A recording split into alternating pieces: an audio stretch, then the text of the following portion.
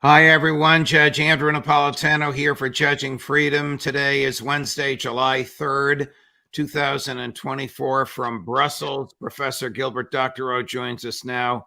Professor Doctorow, it's a pleasure, my dear friend. As always, thank you very much for all of these weekly segments together, particularly this week, which, of course, is a short week in America because tomorrow is Independence Day. We, of course, are independent from Great Britain and have been for 250 years. We're not independent from our own government. Another topic for another time. I just had to throw that in. But good day to you and welcome here, sir. Well, thanks so much. Thank you. I want to begin by talking about the concept of retaliation.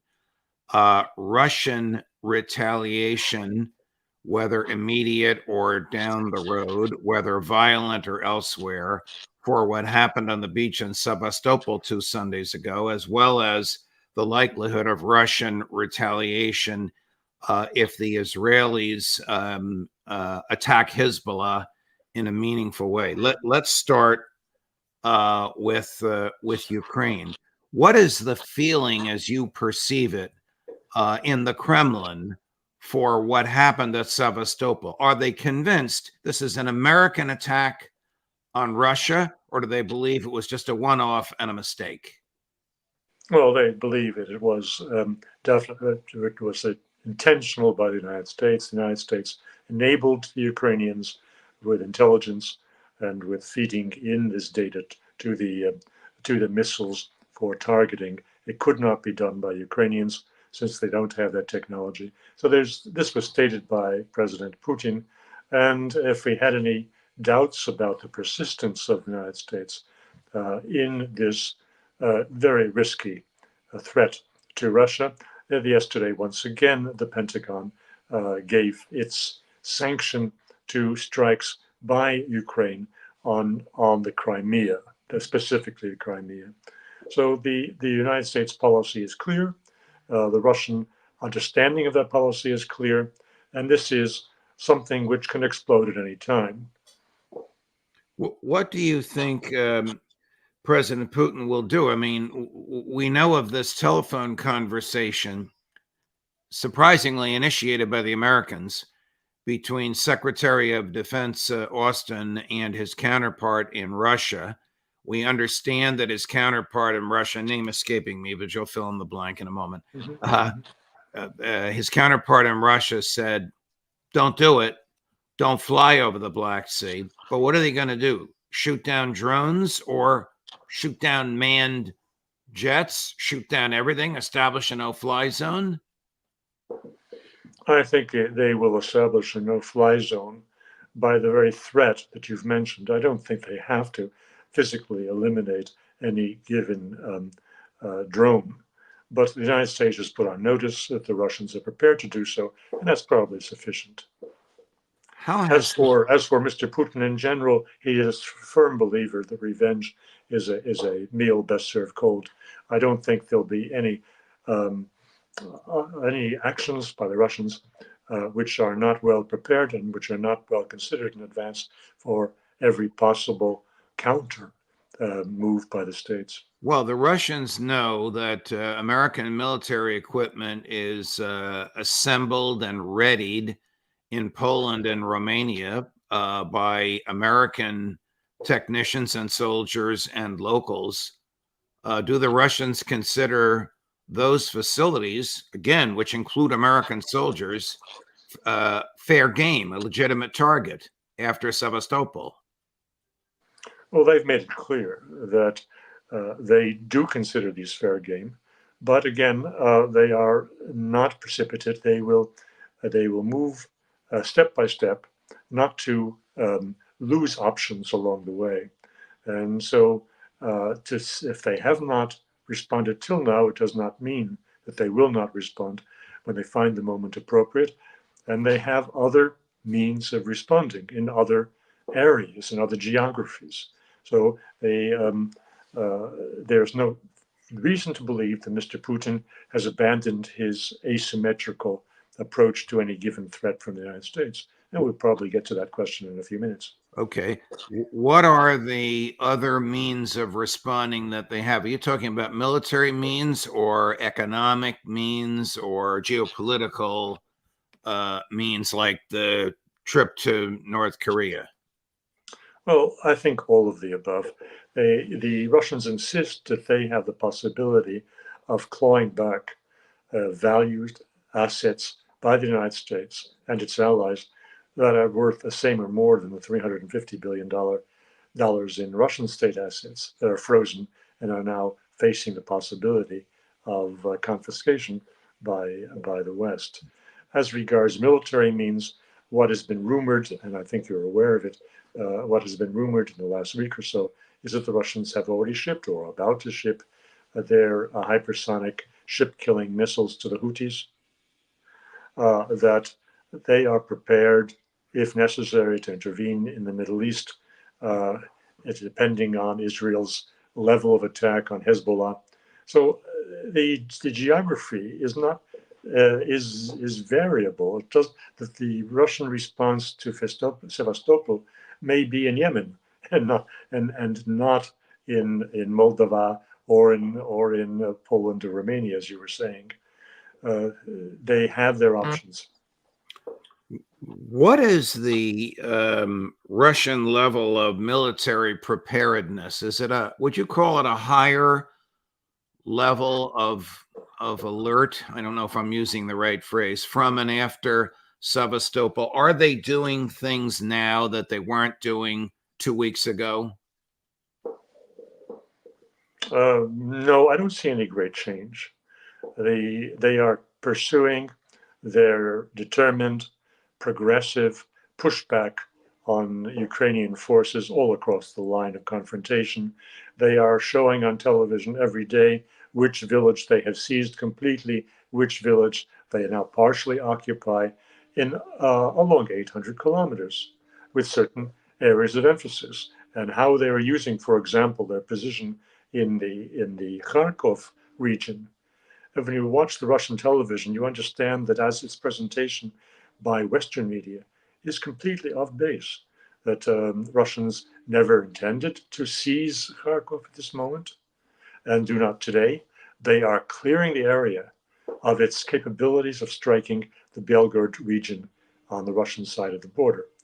And they're doing it with daily effect and daily progress, so that at the present time, artillery cannot be used. Even some of the shorter range missiles cannot be used to attack Belgrade, and they will keep on going in the same direction. They also are succeeding in removing from the rest of the line of confrontation the elite forces that Kiev still retains, so that the rest of the line of confrontation is substantially weakened. They have been dispatched in waves to protect Kharkov. The Trump administration pulled the United States out of the intermediate range nuclear treaty. A lot of people on this show are still harshly critical of that. President Putin responded to it. I'd like your thoughts on his response. Cut number one. We declared in 2019 that we would neither manufacture nor deploy these missiles until the United States does so in certain parts of the world. It is understood today that the United States not only manufactures these missile systems, but has also transported them to Europe for drills, specifically to Denmark.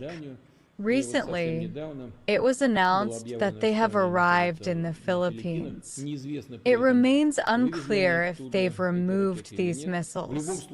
We need to respond to this situation and determine our next action steps. It appears that today we will be discussing the Russian Federation's next moves concerning a one-sided halt on deploying land-based intermediate range and shorter range missiles. So he's aware of what's in Denmark. It's very close to where he is. What is he going to do about it? Well, I watched your show yesterday with Scott Ritter, and Scott Ritter was directly involved in these in the creation of the treaty and in the implementation and supervision of the treaty's provisions in Russia.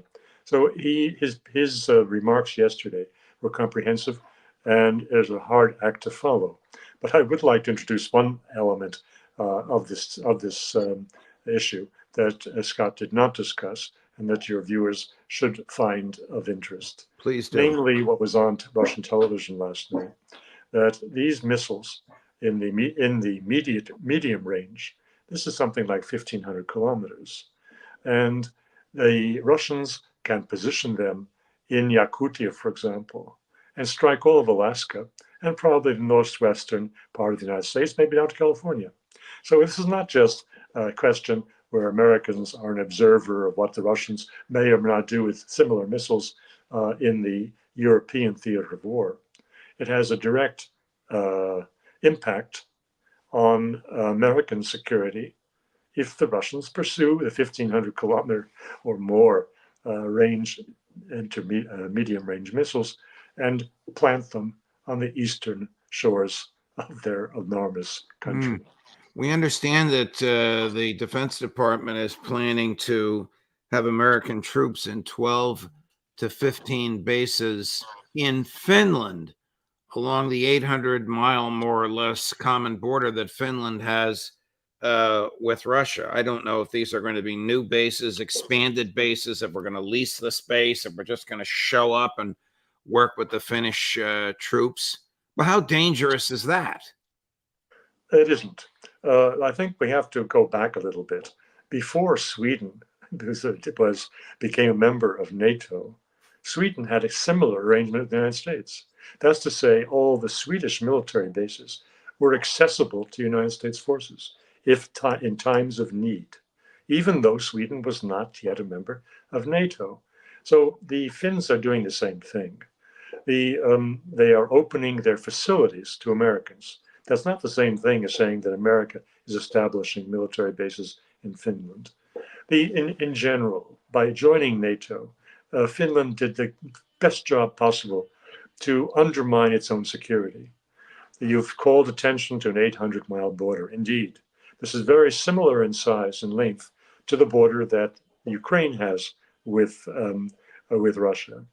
In the line of confrontation that now separates Russia and the Ukrainian forces. Right. And note that the Ukrainians at the start of the conflict had 40 million population. Perhaps they now have 25 million population because so many people have fled.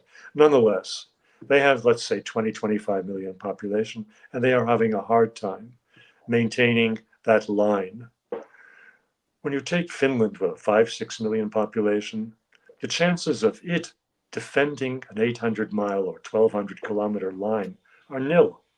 What is the United States going to do to fill in that space? It simply has opened a vast area of risk. Now, one of your previous guests mentioned the traveling across the Finnish border to Russia, which is not possible now for about 9 months because the Finns closed the border. Nonetheless, the point was that the many different frontier crossings existed, and I used them because until they shut it down last September, I traveled to Russia, to Petersburg, by this route, Brussels, Helsinki, and by bus across to St. Petersburg. That is the situation that was accessible after the ending of direct flights between Western Europe and Russia. Now, I had a chance to observe what the Russians were doing on their side of the border. What did you see? They were building a superhighway to the Finnish border. Now, that made sense while there were still reasonable relations and a good deal of transit trade from Western Europe to Russia by Finland. It made a different sense after these relations soured and became very bitter.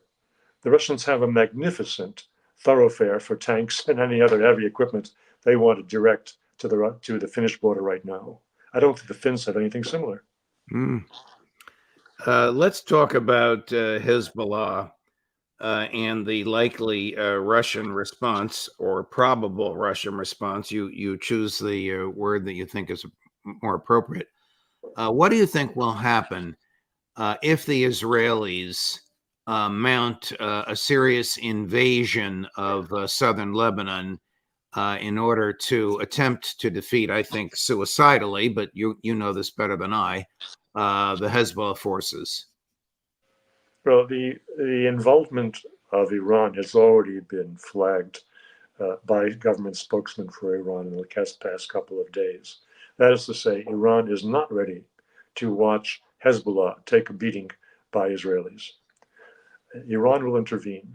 And by the very same logic, Russia cannot entertain Iran being battered by Israel. So the Russians will intervene. This will make it a region-wide war. In the meantime, as I mentioned a couple of minutes ago, it is rumored, and good reason to believe, that the Russians are shipping their hypersonic Zircon missiles to the Houthis, who seem to be very proficient in using missiles. Depends on the quality of the missile. What they've had till now coming from Iran or their own homemade drones were insufficient in power to cause great damage to U.S. Naval vessels in the region, in particular to the aircraft carriers in the region, even though there were rumors that the Eisenhower had been hit by this or that. However, if the Houthis are now being given the Zircon, the American Navy in the Mediterranean and in the Red Sea can be sent to the bottom by the Houthis using outside supplied weapons and acting as proxies in the same way as Ukraine is being used as a proxy in the war on Russia. So here, what Mr. Putin was intimating has a very practical application, and I'd say there's a definite logic to such a Russian involvement if Israel dares to attack in a full-blown war the Hezbollah and southern Lebanon. Here's Prime Minister Netanyahu, who doesn't seem to fear the type of resistance you expect the Houthis and Hezbollah to present him. This is about a minute and a half long, but he lists all the places that he plans to engage in a fight. Cut number 5. And Iran is fighting us on a 7-front war. Obviously Hamas, Hezbollah, Houthis, the militias in Iraq and Syria, Judea, Samaria, West Bank, Iran itself. They'd like to topple Jordan, and their goal is to have a combined ground offensive from various fronts, coupled with a combined missile bombardment. We have to, we've been given the opportunity to scuttle it, and we will. The first requirement is to cut that hand, Hamas. People who do this thing to us are not going to be there. And we'll have a long battle. I don't think it's that long, but we'll get rid of them. We also have to deter the other elements of the Iran terror axis. But we have to deal with the axis. The axis doesn't threaten only us, it threatens you. It's on the march to conquer the Middle East. Conquer the Middle East. Conquer. That means actually conquer. Conquer Saudi Arabia, conquer the Arabian Peninsula. It's just a question of time. And what's standing in their way is the small Satan, that's us, on the road to the middle-sized Satans, that's the Europeans. They're always offended when I tell them that. You're the great Satan, not them. Okay, and we have to stop them. Do you think he understands the forces that are arrayed, the power of the forces that are arrayed against him? Do you think Israel can possibly fight this 7-front war and expect to survive? No, I don't. I think he's determined to be Israel's last prime minister. What we just heard was as detached from reality as anything we've heard in recent months coming from Mr. Blinken or any of the other advisors to Joe Biden. They are living in a bubble. He is taking, with every escalation and widening of war, he is taking Israel closer to the brink of utter destruction. So I very much regret that there is no resistance within Israel to Mr. Netanyahu, no substantial resistance to bring him down, because the country is going to go to a terrible fate if he persists and is allowed to persist in what we just heard. Let's talk politics for a couple of minutes in Europe. Anybody can predict what's going to happen tomorrow in Great Britain, but we already have substantial results in France. Now, how do you read that? Where do you see that going? Does President Macron stay in office, or does he suddenly take back everything he said about sending troops to Ukraine? Well, I don't think that he stay in office is his determination, but how he intends to use that office is a matter of conjecture. We've heard from Marine Le Pen in the last day or so that he, that is Macron, intends to invoke essentially dictatorial powers to maintain his position above all other political elements in France. If he does that, then he may meet with a very unhappy end. I think he should replay the last days of Ceausescu. France is not Germany. France is not the United States. France has a revolutionary past, which is very much a part of the present. And what he is doing is holding out a red flag to those who remember that past. What we read in Europe is that Marine Le Pen has a very good chance of reaching that absolute majority in the French lower house in the upcoming elections. We also read that there is a major effort by the forces of Macron, by his men, and by elements in the left and what remains of the center, like the Republicans, to create a dike against a dam against the Rassemblement National of the RN of Marine Le Pen. However, this tactic, which worked in past elections in France, is very problematic today, considering that it's exactly the center that has been so battered. The fallback position to keep Marine Le Pen out of power is to unite with the left. And the left is even more repugnant and dangerous for French conservatives, for French status quo seekers, than Marine Le Pen. It's almost can draw an analogy to Prime Minister Netanyahu. Here you have two people doing almost anything to stay in office, no matter how irrational it is or how dangerous it is to the stability of their two countries. Exactly. I mean, the French have a term for this. It's "bas banque," that is, go for broke. And this is what these two gentlemen are doing. They are looking to salvage their own reputations and what powers they can hold at the expense of their own countries. They're putting their countries at enormous risk that is unjustified. And in the case of Netanyahu, he has, we may assume, a majority of the population willing to play his game. In the case of Macron, it's not at all the case. If he has 10 or 15% of the French population behind him, that will be a lot. And that is not enough to hold back the tide of the coming revolution, with a small r, in which the center is turned out of power, and his plans for France's leadership of the EU are cancelled. Professor Doctorow, thank you very much for your time and for your analysis, as usual. I don't know if it's a holiday in Europe, but of course it is here, and you're American, so happy Independence Day. We'll look forward to seeing you next week, my dear friend. Well, thanks again, and yes, we do celebrate. Oh, good. All the best. Thank you. Bye. Thank you. Bye. Coming up later today at 11 o'clock this morning, Professor John Mearsheimer at noon, Congressman Dennis Kucinich. At 2 p.m., Colonel Douglas McGregor. At 3 p.m., Phil Giraldi. At 4 p.m., Colonel Lawrence Wilkerson.